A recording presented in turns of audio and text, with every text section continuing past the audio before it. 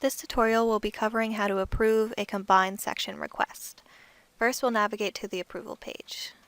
First, main menu, then curriculum management, then pick curriculum management, then class section update, and then you can go to the class section update approval page.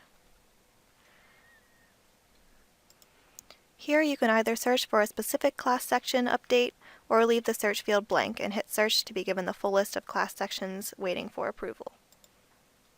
You also have the option to use the advanced search, which gives you more search criteria.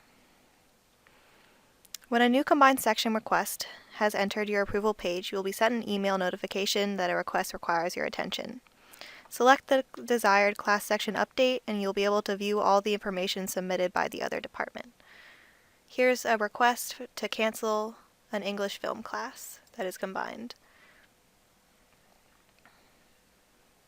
Like in the request page, you can see the combined section information so that you are aware of all of the details. And then if you scroll to the bottom, you can either approve or deny the request.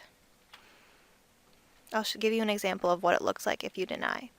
You select deny, you say yes, and then you will be prompted to give a reason for the denial. You can say, perhaps, instructor does not wish to cancel. Then you'll select OK.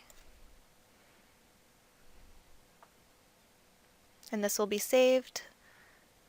And here you can see that it was denied, and it will push back to the originator of the request, giving them your reason for the denial, and then you can move forward from there. In this case, it will not be routed to the registrar's office since it was denied. Another example would be this English film change class. Again, you can see that it is a combined section. See this information. But with the change form, you can also see these highlighted red fields, and this indicates that these are fields that have been changed. If you select this, you'll be able to see the old value and the new value so you can compare to what was in the past. If all of these changes are correct, and you are sure that the instructions and explanations field also holds correct information, you can approve the request. And once the request has been approved, you'll see at the bottom here that a little check mark will appear and it will say approved. This will then trigger the workflow to send it to the registrar's office or to any other additional administrators who need to approve if there are multiple combined sections. Then if you return to search, and we'll go back to the basic search. So now you'll see here that when we searched again, that ID number 24 has now disappeared because it has left your approval page since it was denied. Since this change, number 23, that we are just working on is still pending approval from the registrar's office, it will remain in your queue until it is officially approved and in PeopleSoft.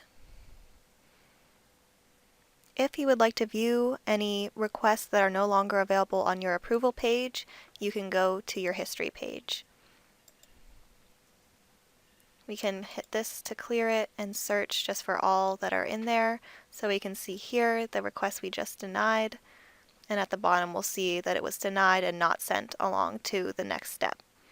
So you can always have access to all the old forms or requests that you have submitted and also either approved or denied